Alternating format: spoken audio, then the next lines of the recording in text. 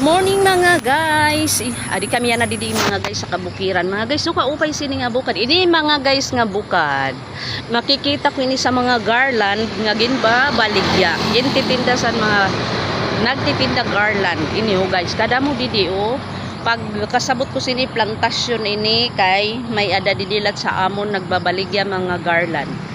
Garland sinasabit sa mga images sa mga santos or even though bisan nano nga mga activities na nagkakamayada sa mga garland. Asya ini siya guys ang bubutang usang bubutang san mga nagtitinda san garland, which is may dangan ni sin sampagita, di ba? May sampagita ginbubutang hahalo iton sa sampagita. Hala kadida.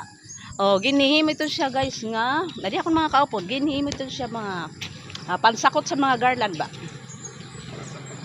Sampagita, nagihimo sa garland, sampagita sa salakot. Adto pa dito, damo pa itong dida ang mga inbubutang sa garland. Kita mo naman ang beauty sun. Ano ini? This beauty sa bukid.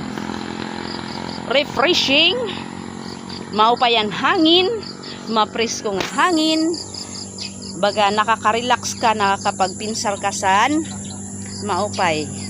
Makita mo lang ini nga beauty sun nature,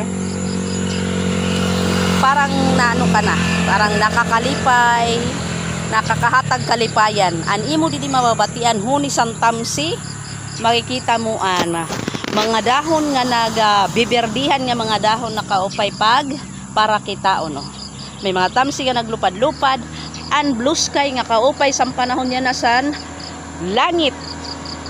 Malipayon siya na kay kaupay sa panahon. So guys, matatanaw mo na lahat dito. Kung adi ka didi sa bawbaw, matatanaw mo dito ang kadagatan. Ito na mga kakahuyan dito nga mga dagko nga kagupay lat na mga kahoy. Kung adi ka didi sa sa ako namumutangan, tanaw mo na itong dito nga kadagatan kaupay guys. Di ba? Kaupay dida.